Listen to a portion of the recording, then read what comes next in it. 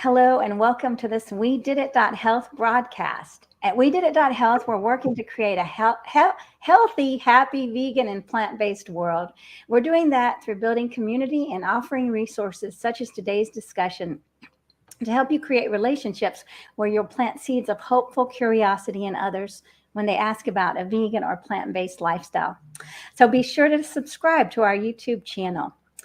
We also invite you to join our community online so you can connect with others and find support and encouragement with like-minded members. So my name is Mariquita Solis, and I'm very excited to welcome Dr. Leigh Ettinger today, plant-based pediatrician, to our program. So we're going to be talking about plant-centric nutrition basics for all ages. And I'm very excited because it's so important that we reach our children and that we educate their parents. And so the word gets out for healthy living and to start off with good habits as children. So if you're watching, please let us know where you're watching from and give StreamYard permission to use your name. And please put your questions in the chat because Dr. Leigh is going to present a little slideshow for us. And after that, we'll be taking questions and comments. So welcome, Dr. Leigh, and thank you so much for joining us. Thank you, Mariquita. Thank you so much for having me, and really looking forward to sharing this talk and answering questions. Wonderful. All right, well, let's get down to the show. Are you ready? Okay, I'm gonna pull it up. All right. And for the audience, once I start going here, I can't really see anything else on the screen. So if you're having any technical problems or any issues, please chat and Mariquita will interrupt me and I can answer any questions or fix any technical problems. I hope you can see my laser pointer here. And today what I'm going to talk about is what is in our food. I talk to a lot of families and a lot of adults and a lot of kids. And there's a lot of confusion and questions and even misinformation about nutrients in our food. So I really want to give everyone in the audience, in my practice, the very basics so that you can understand when people are talking about like the next level up about nutrition, so that you really have a good understanding of the very basics so that you can engage in those questions that you might be being asked about your food choices and whatever might come up. So, and it's a very plant-centric. This isn't necessarily what you learned in school or in elementary school when you were learning about foods. This is a more plant-centric description of what is in our food and where we get our nutrients from. Okay, so I hope to answer these questions about what is actually in our food, and then also what is a calorie. I talk to a lot of adults that don't really know exactly what a calorie is. So it's so central to just about every conversation about food and nutrition. So I want to make sure that the audience and my families that I work with know what a calorie is. All right, so food contains nutrients. This is a very basic definition. And food is eaten by living creatures in order to maintain life, health, and growth. So one of the most important, or one of the primary components of our food is water, good old H2O. It's really necessary for the proper function of all the cells in the body. We need water. If you don't get enough water, if you're dehydrated, for example, you could become very sick. Water is important for temperature regulation. So we sweat, and that sweat leaves our body and pulls heat off of our body as the sweat evaporates, and that can help us cool ourselves. Water is very important for lubrication and cushioning throughout the body. If we didn't have water in our body, we'd be kind of like this statue fountain, very hard and immobile. But with the proper amount of water in our body, we can move our body. Water is also important for elimination of waste. Now, I'm a pediatric kidney doctor, and we all make urine every day. And that is waste that our body doesn't need carried out on the water in our urine. So we need to have some extra water around so that we can get rid of the waste in our body. If you drink too much water, it just ends up getting flushed down the toilet with our urine. Another important component of our food is we'll talk about is fiber. And fiber is actually short for plant fiber. Fiber is the parts of plants that we cannot digest. It doesn't so much feed us, but it does feed our microbiome. That's all the bacteria and microorganisms that are in our gut. And there's a tremendous amount. Actually, you have more cells of bacteria and viruses and fungi and microorganisms in and on your body, then you actually have cells of yourself, of what you consider you. We are a host for all these organisms, and we should take care of them. We should be very hospitable. We should be good hosts and feed our microbiome, and the microbiome gets fed with the fiber that we eat and grows and replicates and actually helps us maintain good bowel health. And the fiber helps us have nice, soft, regular stools. If you're not getting enough fiber, then people can suffer from constipation, diverticulitis, problems like that with their bowel health. So whenever we're talking about fiber, we're talking about plant fiber. Muscle fiber is what's found in animal products, in meat, and does not do these same good things as plant fiber. And fiber is really, when people are talking about it, it's short for plant fiber. If you eat too much fiber, you're just going to poop that out. It's going to get flushed down the toilet. All right, next we're going to get into carbohydrates. Carbohydrates are chains of sugar molecule. It could be one sugar molecule, and that's just called sugar, or it could be a long chains of sugar molecules, and those are called carbohydrates. And it's an energy source for all cells of our body. The carbohydrates also feed our microbiome too. And did you know that an adult brain uses 130 grams of sugar per day just to think? So if you figure a weight of a deck of cards is about 100 grams of weight, so now you can picture hopefully what 130 grams of sugar per day that our brains need to think and all day and dream all night. All right, so what happens if you eat too much carbohydrates? First, it's going to get stored in your muscles is a compound called glycogen. So the sugars are connected together, and glycogen gets stored in the muscles to be used later, broken down into individual sugar molecules for muscle contractions.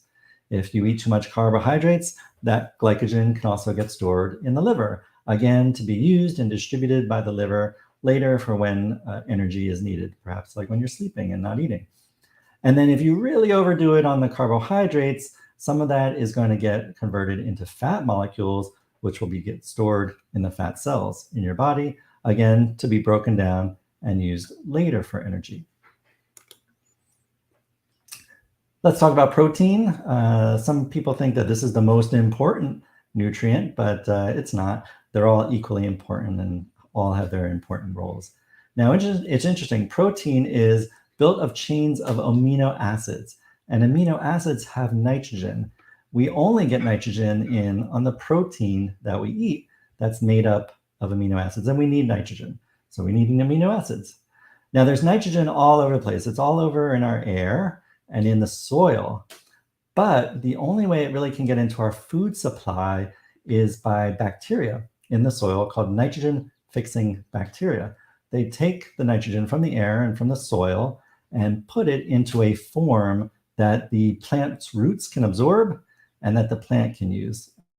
Actually, with the amino acids that we can then eat the plants and get the amino acids, thereby getting the nitrogen, or the animal can eat the plants and we can eat the animal in an inefficient process. It's really much more efficient to go right to the plant source and get the amino acids and nitrogen. Now, what's also neat that I learned about as I was researching this pathway is that there's another way that nitrogen can be fixed and made usable by plant roots, and that is by lightning. So there's nitrogen in the air, and during a lightning storm, some of the lightning will turn some nitrogen into this form in the air that's usable by the roots and the plants. And then the rain will drag that nitrogen down into the soil. So some of the nitrogen and some of the amino acids in your body actually indirectly came from lightning. I think that's pretty neat. All right, so what is the role? Once we get the nitrogen and the amino acids into our body, the nitrogen and the amino acids have many roles, and they are to build and repair body parts. Amino acids play a role in many body processes also, such as, for example, the immune system and blood clotting. And they can also act as hormones and transporters in the body. So you can see there's varied roles for the amino acids and protein that are absorbed by our digestion of the food that we eat. And what happens if you eat too much protein? Actually, some of it doesn't even get absorbed by your intestines and you poop it out. And then also, we don't have a storage form for protein in our body, and some of it is broken down. The nitrogen is taken off of the amino acids that aren't being used, and the nitrogen is turned into ammonia and urea and urinated out, so also flushed down the toilet. And once the nitrogen is taken out, it's no longer a protein. It might be a carbohydrate or a fat, and then those proteins become the carbohydrates and fats, and those fats and carbohydrates can go elsewhere in the body and either be used for energy or in other roles that I'm describing about how fat and carbohydrates are used.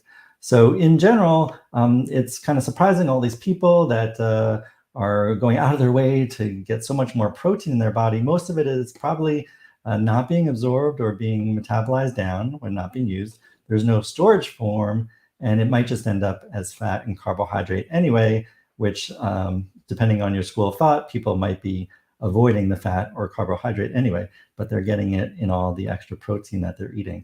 I actually was interviewed a few months ago on a YouTube channel about called Vegan Linked, where I talked about an experiment I did, my own nutrition experiment that I also posted on the Vegan Linked channel, where I varied my protein intake over 2 days and measured the amount of nitrogen that was in my urine, just to kind of see how much the protein intake would affect the nitrogen going out. It's a very interesting results that I put into a 15-minute video that you can see on the Vegan Linked channel. That Vegan Linked, a guy named Jeff Adams was nice enough to allow me to share with his audience. So check that out if you want to learn more about what happens to extra protein that you eat and where does it go in your body. All right, next I'll talk about fats, which are long chains of carbon atoms. And fat can certainly provide energy too. Fat helps us absorb nutrients. So there are certain vitamins that are called fat-soluble vitamins like A, D, E, and K. And the fat in our diet, in our stomach, helps us grab and absorb those nutrients from our food. Vitamin A, D, E, and K, and other nutrients and minerals that might be fat-soluble. So we definitely need some fat in our body to help us absorb those nutrients. And fat also helps us with temperature regulation and internal cushioning. So fat keeps our core temperature hopefully at a nice 98.6. Certainly people who are carrying too much fat molecules, certainly people with obesity, are at greater risk of heat stroke and being affected by extreme heats. And then internal cushioning, we have fats in our joints and fat in our cushioning our internal organs. And that's important also so that we don't get hurt as we're moving around and moving our bodies through space. Fat are also the building blocks of certain body parts and especially the brain. So you see, we need some fat in our diet for all these important roles.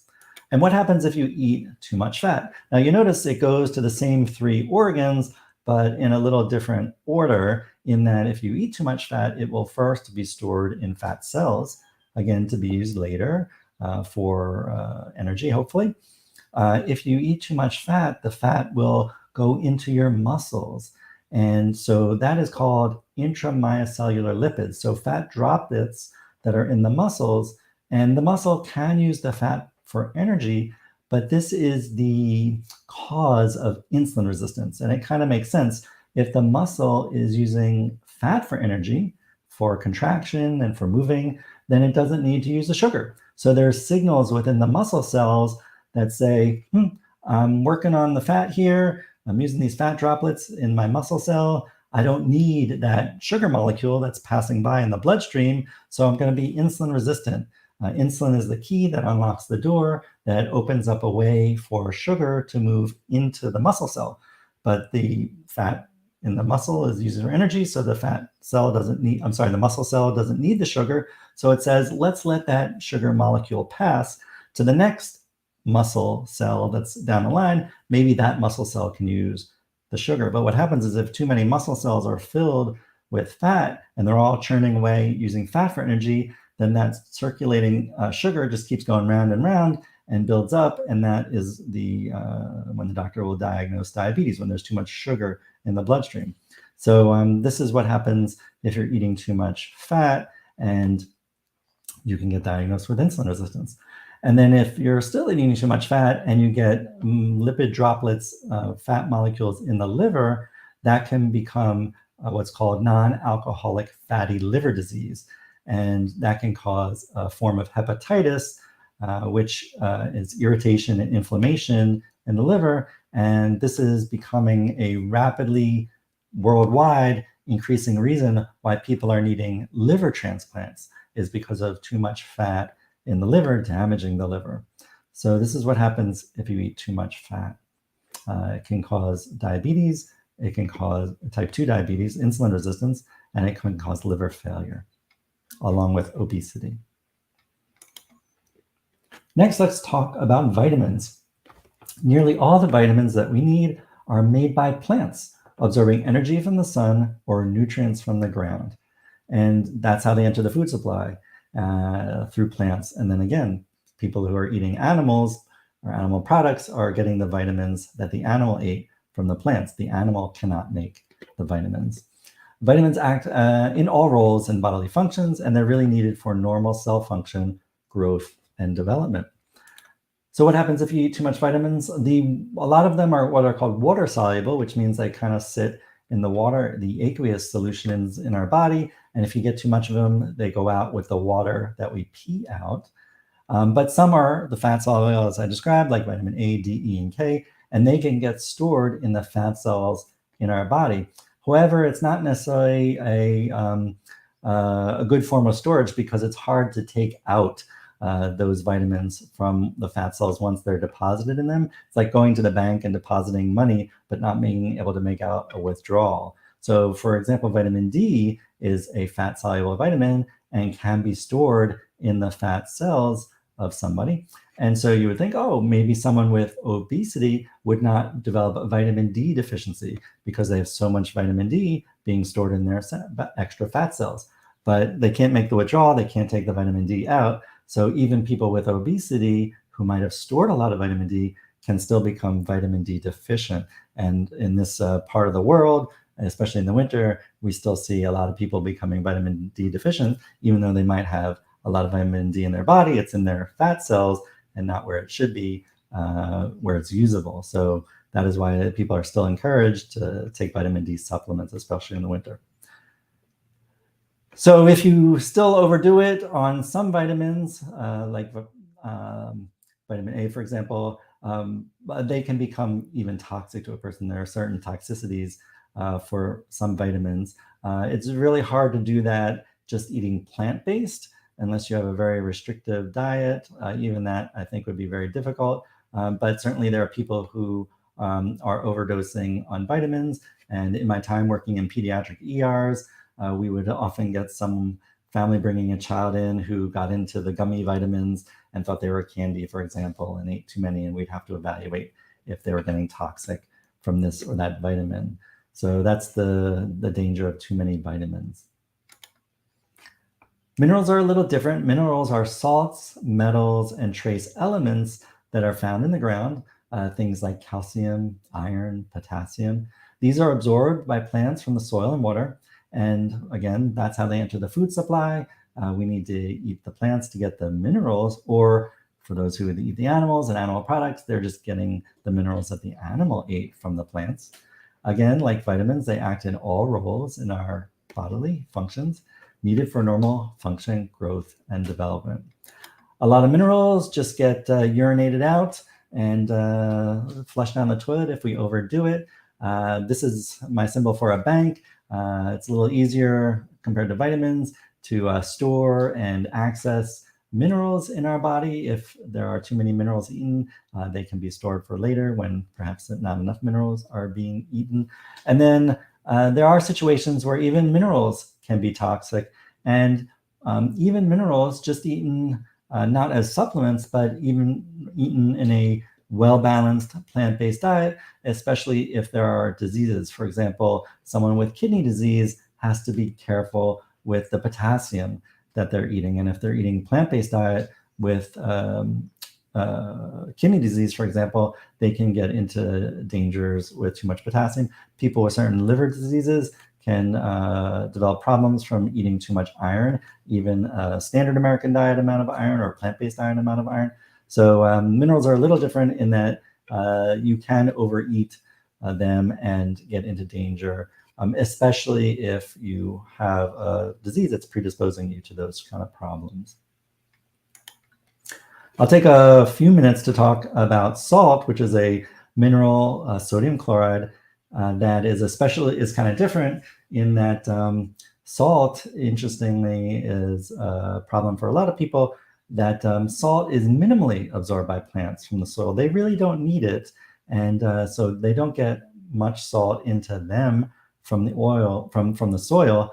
But what's interesting is that nowadays salt is mined by people and added to food as a preservative and for taste. So you can think back to cave people times that they're just eating the plants and the animals, and they probably weren't getting so much salt. And there are studies of indigenous populations that have not been westernized, that have not been exposed to fast food or any packaged food, and they're eating salt amounts in the range of 250 milligrams per day, maybe up to 1,000 milligrams per day in the plants and animals that they are eating, which is much, much less than the typical standard American diet, where people are eating 3,000, 4,000, 5,000 milligrams of salt that has been mined and added to the food. So way out of proportion to what we've been exposed to for 99% of our time here on the planet, considering that Homo sapiens has been around for 200, 250,000 years. It's only recently, geologically, that we've been mining and adding salt to our food. Salt is essential for nerve and muscle function. Plants don't have nerves and muscles, so they don't need it, but it is essential for fluid balance in an animal's body. And you can think that there's so little salt in plants that on the farm animals are given a salt lick. The farm animals are being fed corn or soybeans or grains or grass, and then that's so little salt that they get a salt lick. Out in the wild, herbivores will lick rocks or dry riverbeds to get their salt. The carnivores don't need a salt lick. A lion doesn't need a salt lick because the carnivores are eating the herbivores that have gathered the salt and stored the salt in the muscles because it's essential for nerve and muscle functions. So the carnivore coming along and eating the herbivore gets plenty of salt from the muscles. Now humans that are eating plant-based are getting very little salt. Whole foods plant-based, not processed foods plant-based, not junk food plant-based, are getting very little salt, much closer to what our historic ancestors probably ate. And then, so human, though, who's eating meat is going to be getting much more salt because they're eating the muscles of the herbivores that have gathered the salt. So in this way, salt, which we know can cause high blood pressure in sensitive people, can be managed by going plant-based, being much. You're eating a whole foods plant-based diet, eating the plants, as I described, have so little salt that you can see that people's blood pressure will go down on the plant-based diet. And then really, for most people, if you're eating too much sodium, it just gets urinated out in the water, in the urine that we don't need. Okay, let's talk about a calorie. Talk to a lot of people. I've seen people on the street interviews by the news, like, what is a calorie? And people give various answers. And when I've asked this to people, I've gotten some surprising answers. But in general, we'll say that a calorie is a unit of energy in food that is used to heat the body and move the body. And it's found in carbohydrates and fats and proteins. It's not found in water, fiber, vitamins, or minerals. And pretty much all foods have some combinations of these. So you're going to get some calories in just about any food that you eat. And it's the unit of energy that's actually stored in the bonds of the carbohydrates and the bonds of the fats and the bonds of the protein. On a scientific or chemistry level, we say that calorie is the amount of energy that raises 1 gram of water by 1 degree Celsius. That's the most accurate definitions. And that energy, can be used to heat water. So it's heating water in our body, keeping us that nice 98.6 degrees Fahrenheit. And then it's also used to move for our muscles and our energy to go about the functions of our daily life. Now, the carbs, protein, and fat are the only components of our food that have these calories, have this units of energy, and in differing amounts. The carbs have 4 calories per gram. The proteins have 4 calories per gram, but fat, which is another form of storage of energy, a larger form of storage from energy, has 9 calories per gram. So since this is energy that raises 1 gram of water by 1 degree Celsius, you can think that 1 gram of carbohydrates can raise 1 gram of water by 4 degrees, whereas fat can raise 1 gram of water by 9 degrees. How do we use our calories that we're eating each day, or calories that we've stored in the past for energy each day? So first, our basic metabolism. So things like our temperature, the calories are warming the water in our body. And so I put a little thermometer here, 98.6. We're more warm than the outside around us, room temperature, and that is energy being burned in our body for heat. And then our basic metabolism, things that we don't necessarily have much control over, but like our heart beating and our breathing and our blinking, things that would be going on even while you're asleep or even while you're not exercising. That's our basic metabolism. We don't have much control over that, but it's going on kind of in the background every day and every night. And then calories are also used for non-exercise activity. These are all the ways that we move our body throughout the day that we don't really count as exercise, going to the gym, for example. But this young lady who's coloring is using the little muscles in her hand and in her arm, and she's thinking. That uses calories and energy. As I said before, our brains use a lot of sugar every day. So all of this, and she's maintaining her posture or her core. So all of this is non-exercise activity. Walking up steps instead of taking the escalator, parking further away from the mall when in the parking lot, so you walk a little further, all considered non-exercise activity and encouraged. And then another way we use calories is exercise. Anything that we consider going to the gym or playing sports or running or even walking for some people, anything that we quote unquote call exercise is how we use our calories. There's another interesting way we use our calories each day, and that's the thermic effect of food, that we need to process the food that we eat. And that's everything from chewing and swallowing and the peristalsis that moves the food through our body, and then the energy that's required to break down the food to be used by our body. All of that is called the thermic effect of food. And what's interesting is that whole foods actually have a higher caloric demand than processed foods. It's almost as if the processed foods are pre-chewed because they have less fiber and less structure to them, that they use less energy. And there was a study that showed it gave people food that was processed and food that was whole, and measured the calorie expenditures of how much energy it was required to metabolize and process and move that food through their body. And the whole foods used about twice as much calories to process than the processed foods. So this may be another reason why eating a whole foods plant-based diet can help with weight loss, because you're actually using more calories to obtain those calories. And those whole plants have already less calories than a lot of animal products and processed foods. So it's an interesting concept of you applying the thermic effect of foods if weight loss is your goal. So this kind of breaks down into a pie chart. Your basal metabolism really takes up a large portion of that pie, and you really can't do anything much about changing it. It's your background metabolism. That's not going to change much. The thermic effect of food, you can certainly make that wedge bigger by eating more whole plants, as I described, just because that will use more calories to digest. And then certainly your non-exercise activity, you can make that wedge a little bigger if you're looking to burn more calories, like I said, by taking the stairs instead of the escalator. And then anytime you're exercising, that's going to be a wedge too that you have somewhat control over. So if you're looking to burn more calories, those are the steps that you can take. Eat more whole plants and move your body more and exercise more.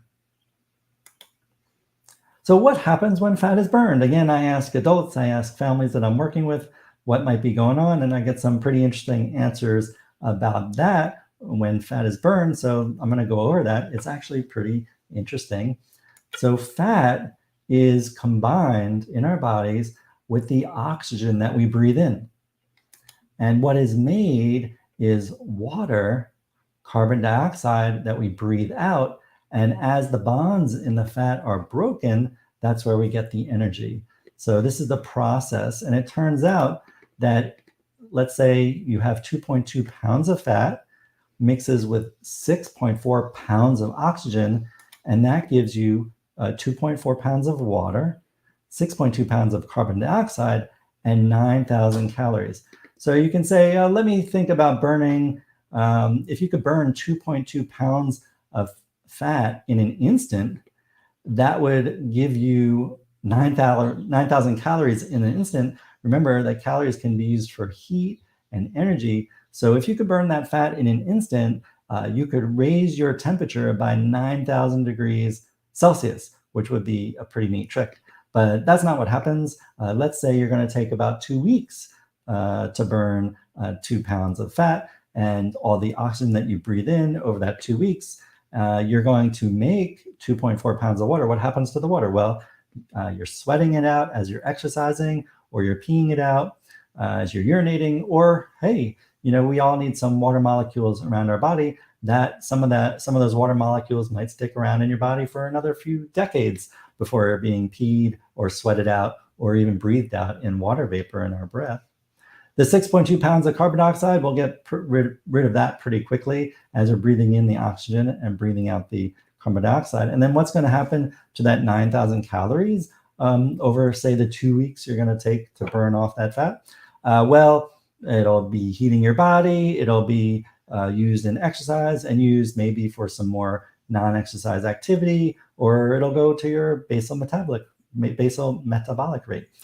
So that's basically what happens in your body when fat is burned. It's kind of interesting. We kind of use it to make water, 2.2 pounds going in, but 2.4 pounds of water going out. And then the oxygen and carbon dioxide mixed too. All right, so I'd like to sum up that our food is made of water, fiber, carbohydrates, protein, fat, vitamins, and minerals. And these components start in the ground and enter our food supply through plants. That's key. We can be much more efficient if we just eat the plants. We don't need the animals to get these important nutrients in our body. And just to think about too much of anything will likely get flushed down the toilet, stored, or rarely can be toxic. And for everyone, just remember that a calorie is a unit of energy that warms our body and does work moving our body. But I'd really like to say that I like to take a more holistic approach rather than a reductionistic approach.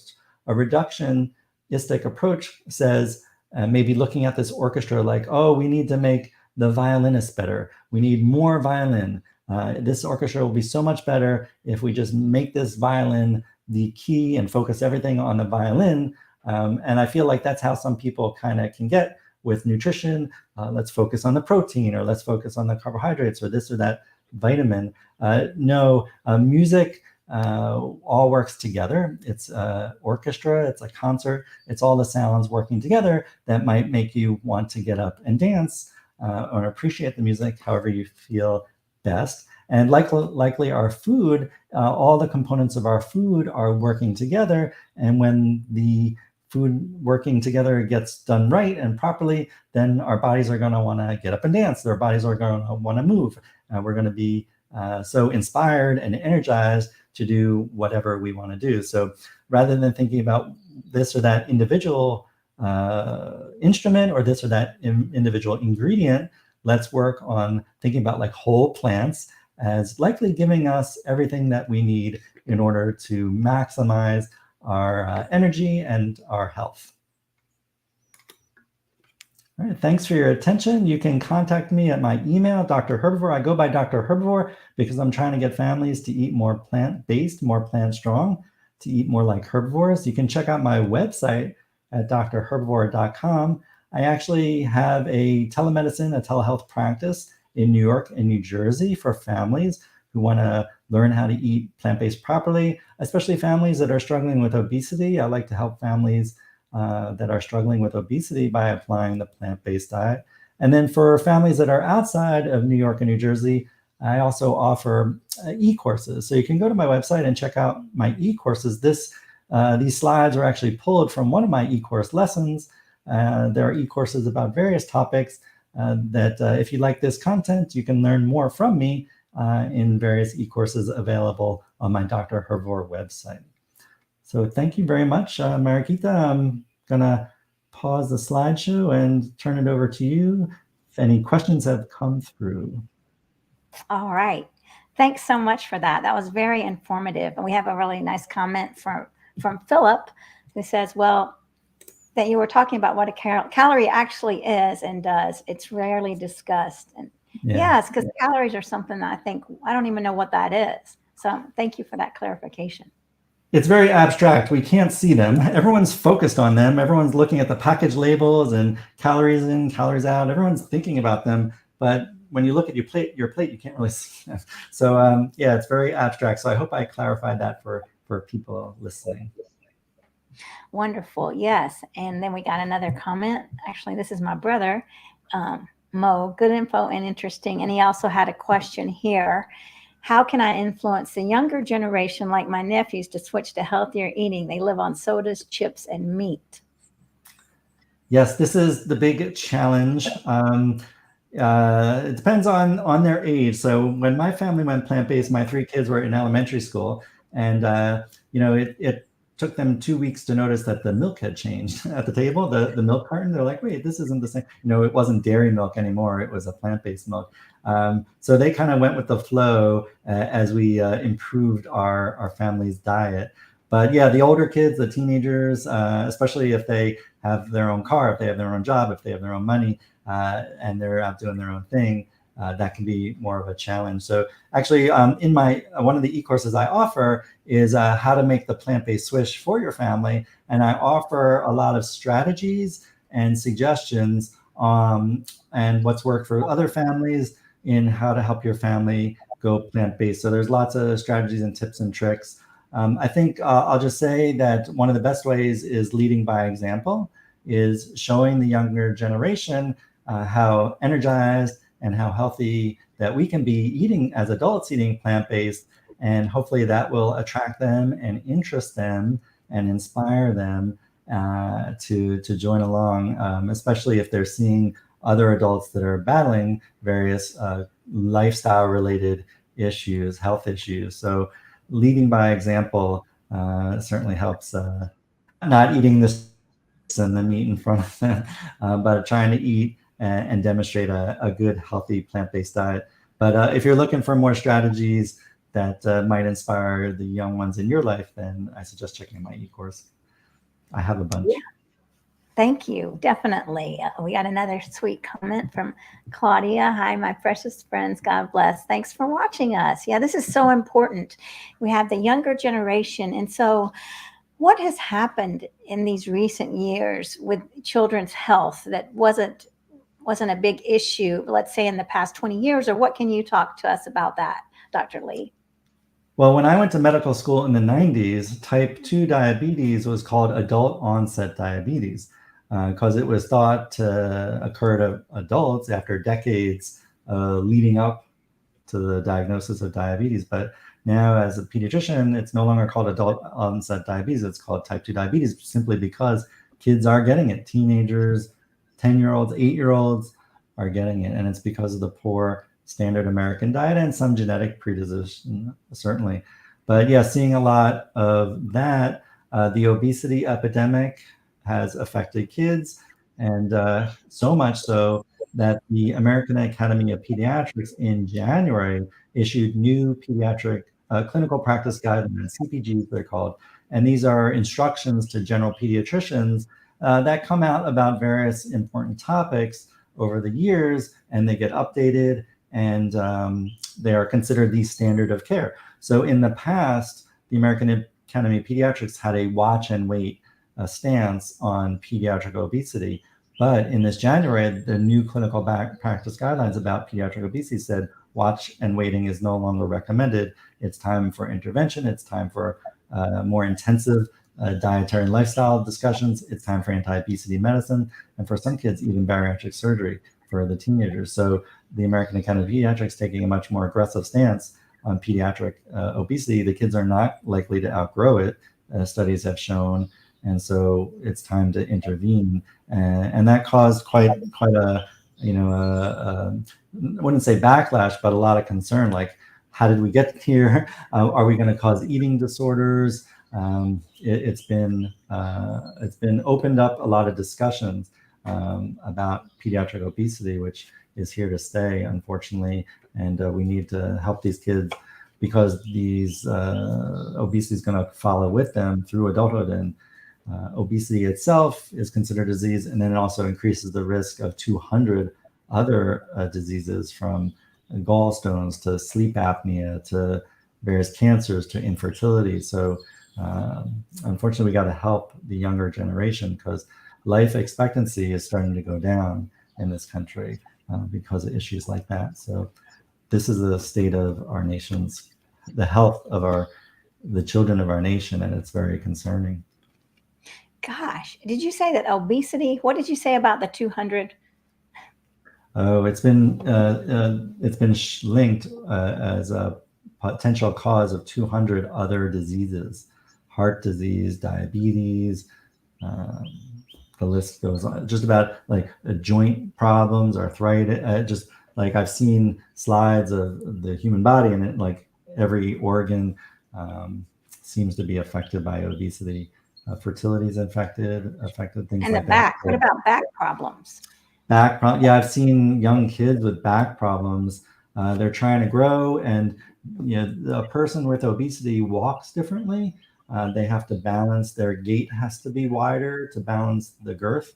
Their toes are often splayed out in order for improved balance with the obesity. So when young kids are their gait is affected, that can, like you said, cause back problems, hip problems, knee problems, feet problems.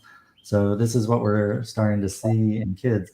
We worry about the long-term consequences, but also issues like that happening to the kids. Also, sleep apnea. It's estimated that 60% of young kids with obesity have sleep apnea. So they're getting a poor night's sleep because of the obesity, and that can affect school performance. They're tired the next day, not able to focus as much, test as well. So these kind of issues, yes, we worry about a child with obesity developing diabetes. Yes, we worry about them developing heart disease, but we should also be worried about the test they're going to take tomorrow if they can't get a good night's sleep, and that can affect their trajectory of their education. So this is why the American Academy of Pediatrics says, we have to be more aggressive with managing and addressing pediatric obesity. So unfortunately, that's what we're seeing in this country. Gosh, yes. And I remember in my school photo, really no one was heavy. And now I look at photos of children today, and I mean, it's really changed. I mean, how many children are obese these days, would you say? Is there a statistic? Yeah, it's estimated to be 1 in 5 children are with obesity. But then some groups like African Americans, Hispanic Americans, even have higher rates than that. Some age groups, the teenagers, more struggling with obesity. So there are averages, but then there are also some groups that are being harder hit with this obesity epidemic. That's so sad. And what about children that are very skinny? They're not getting nutrients. If they're eating the standard American diet, they're really not getting any vitamins or nutrients. But So what's happening on the inside? Because you would think that those children would be heavy and overweight and obese. Why are they not overweight? Well, what do you mean, the kids who are skinny eating the standard American diet? Yeah, skinny and eating a lot of junk food. I know some personally Yeah. that are eating all sorts of things. I think, how could they not be obese? And what's happening to their bodies on the inside if they're not getting nutrients? Right. Pediatricians will sometimes challenge me and say, "Oh, the plant-based diet is dangerous. You know, you can get anemic, you can get this or that deficiency. What about calcium?" And I'll raise with them. I was like, "Well, you've seen a lot of anemia in your practice, right?" They're like, "Oh yeah, I see a lot of kids with anemia." I'm like, "Are they meat eaters or plant-based?" They're like, "They're meat eaters, but they get anemia." So just because you're eating the meat, eating the standard American diet, doesn't necessarily mean you're getting enough of the nutrients and in the right proportions, and certainly with the kids, yes, like as you said, eating so much junk food. It's called junk food because it doesn't have the vitamins and the minerals and the fiber that the kids need. So yeah, while what I actually like about the plant-based diet is that the family, the parent, the guardian, the food purchasing, and the person purchasing and preparing food, is that they're at least thinking about what they're feeding their kids and not necessarily reaching for what's most convenient or most cheap or easy to prepare, throw in the microwave. So I'm hoping that if they've made the step to eat the plant-based diet and they want to do it right, that the kid's actually getting more nutrients. All the vitamins and minerals start in the food supply in plants. So if they're eating more of these plants, hopefully they're getting even more of these essential nutrients for growth and development. So yeah, I think the plant-based diet might get a bad rap. When you look at the numbers, it's often in the pediatrician's practice, just because there's so many people eating the standard American diet, that doesn't necessarily protect them from developing anemia or iron deficiency or not getting enough calcium, things like that. Yeah, it makes a lot of sense. So what about your clients? Where do they come from? Is it the parents that want to move forward, or are there parents that are there and they don't want to be there? Or are there children that are like, oh, we want to go plant-based, but our parents don't want us to be? I mean, tell us about that. Right. So it's a telehealth platform, and I'm licensed in New York and New Jersey. I'm not going to see someone under 18 without their parent. That's not appropriate. So I'm working with the parents. Hopefully, also I'm not advertising to the kids. I want to attract the parents and guardians. They're the ones that I really want to work with. And certainly the person preparing the food and shopping for the food, that person has to be on board. So if it's the younger kids, then yeah, definitely the parents, but also the teenagers, definitely want to enroll them and get them involved. I find that with the teenagers, no teenager is necessarily worried about their blood pressure. That's a very abstract concept to someone. The teenagers, they feel like they're immortal, right? That's the developmental stage that they're at appropriately.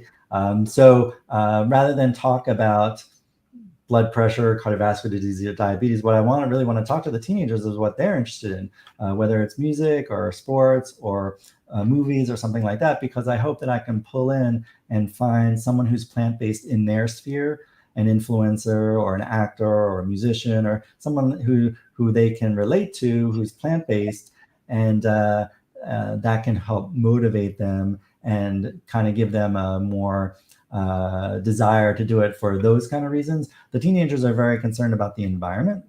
That's hot on their list. So if I can talk to them about how their food choices affect the environment. I had one young lady who was spending her weekends cleaning up the parks.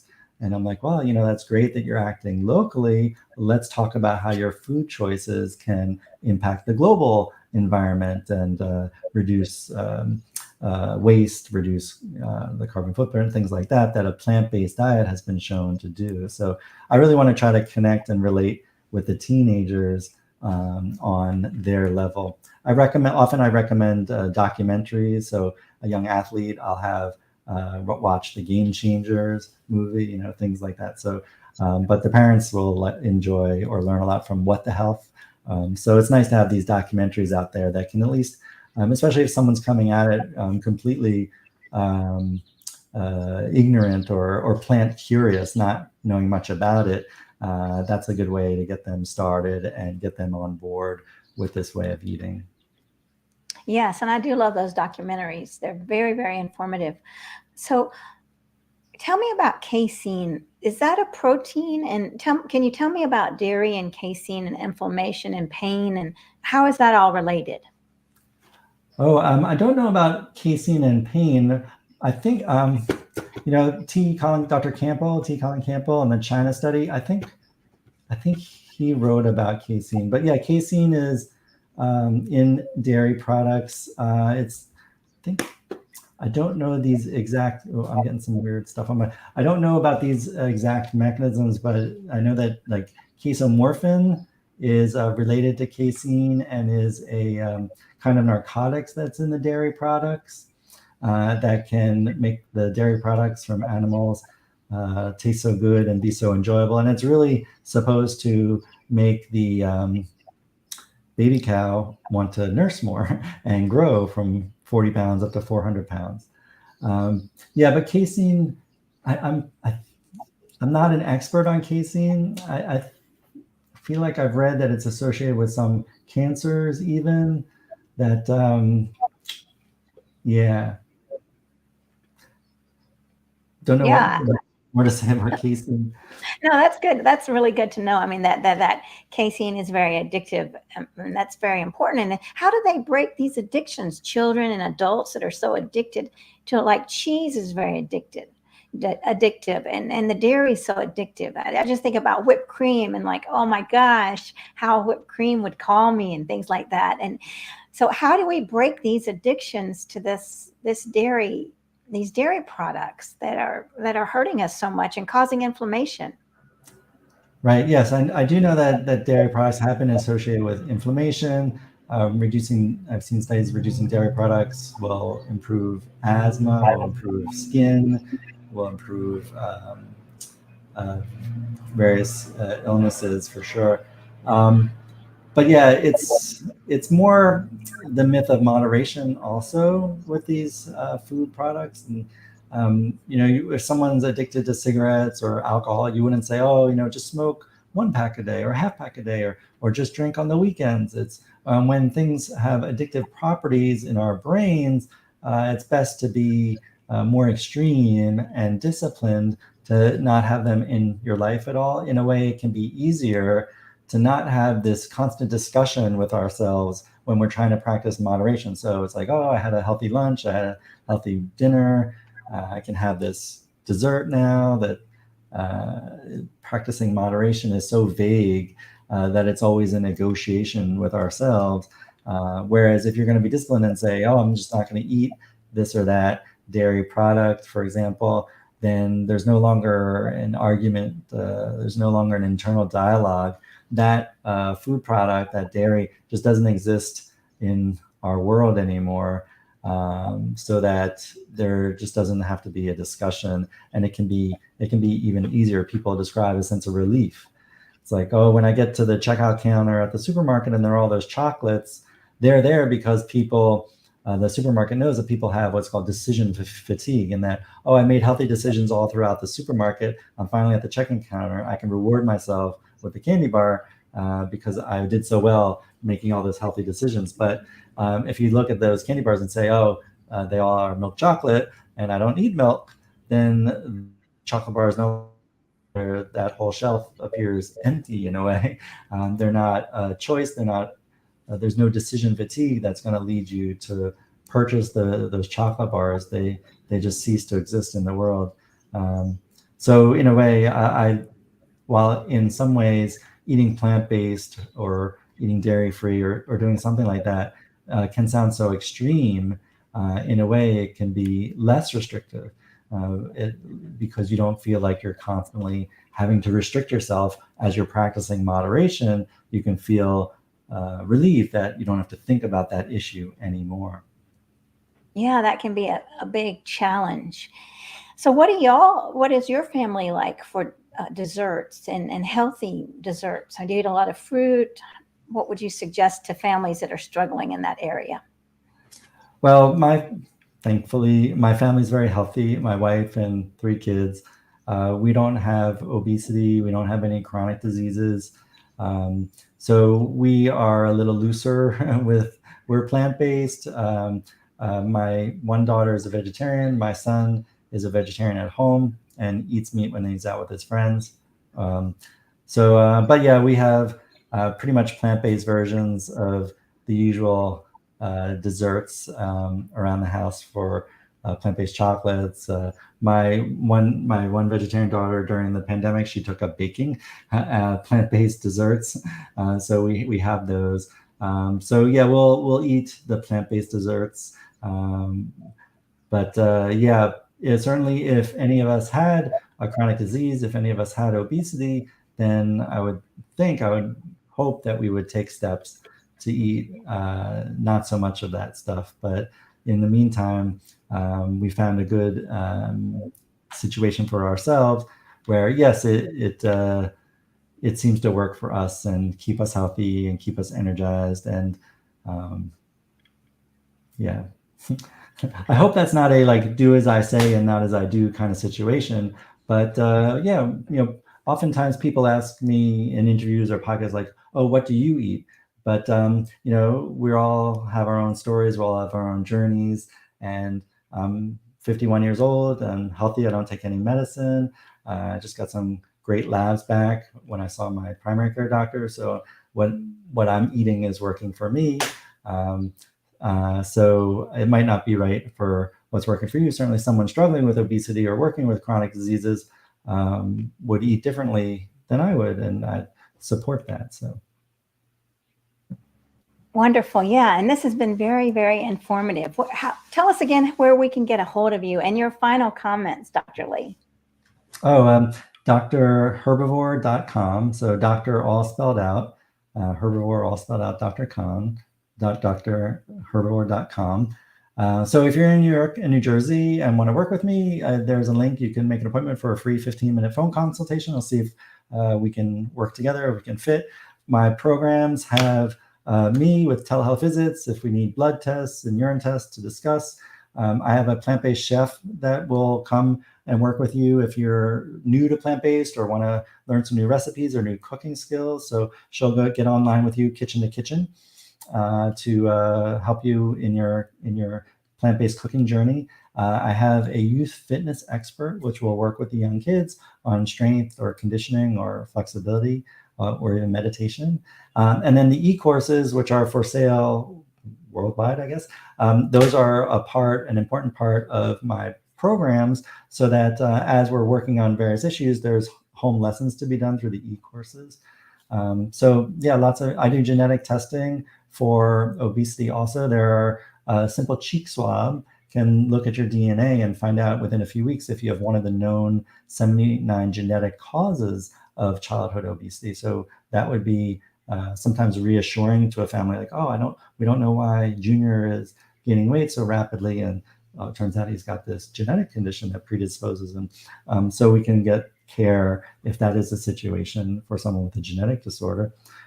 So yeah, it's a very comprehensive program that you can learn more about on the website, or if you're out of state and still want to learn from me, then there are the e-courses available. And it's an e-course on how to make the switch to plant-based eating for the whole family, as one gentleman was asking questions about. There's an e-course how to address childhood obesity with the plant-based diet, so how to learn how to fill up on whole foods so that you don't feel deprived and still can be managing the weight. And then there's a course on how to thrive for your family as plant-based. And that's what I was talking about, making sure you're getting all the right nutrients, where's your vitamin B12 coming from. And that's an e-course for the parent who's already like dabbling or doing the plant-based diet and wants to make sure that they're hitting all the notes. And there's even a tutorial in there about how to use an online program to check your child's diet, free online program, and also information on there like what to talk to your pediatrician about, because your pediatrician might not know about the plant-based diet, but here's like kind of how to talk to your pediatrician about it so that the pediatrician can be reassured and the parent can be reassured. So there's a lot of hopefully useful information in there for families that are trying to go plant-based and maybe don't have the pediatrician as a resource. My gosh, yes. That's very, very important to be ready in case someone says, wait a minute, they challenge, and then we're stuck there saying, well, I don't have the information. I'm not ready, and you don't want to argue with them, and you don't want to fight, we have to prepare ourselves. It's up to us to take care of our children and to know what we're feeding ourselves so that we can feed our children in the best manner possible. Definitely. Yes. So here's a sweet comment from Claudia. Thank you so much for this live stream. It's very inspiring as always. For me, it's always confirmation that I'm not alone. Yes. Thank you, Claudia. Especially that's one thing I talk to the families about is that, when you're eating plant-based, you don't have to feel restricted. You don't have to feel hungry. You don't have to go out and run marathons. You don't have to like super exercise to be healthy. You can get a lot of health from your foods. But the one thing that it can feel kind of lonely. When you're eating this way, when you're eating differently from everyone else at the parties, at the office gatherings, at the barbecues and stuff like that, that can feel lonely. So it is important to have a sense of community and gatherings like this where hopefully people don't feel as alone. Find your sense of community, find your community so that we can all support each other and really thrive as we do this. Amen to that. Well, thank you so much, Dr. Leigh, Dr. Herbivore, for your information and the presentation. And please reach out, everybody that's watching, and subscribe. And do you have a YouTube channel? I do, but more, I only have a few items on there. When I get inspired, I put something up, but mostly on another thing you can come to my website is I have a media tab. And there's about 20 appearances there over the past 2 years of where I've appeared. This will go up on the media tab. But you can see various presentations I've done and interviews I've done, podcasts I've done, if you want to learn more about my philosophy and how I try to help families. So all that's available on my website under the media tab also. Great to know. All right. Thank you. And thanks everybody for watching. Wonderful. So namaste vegan, everyone. Namaste vegan. Bye. Bye. Thank you. Thank you.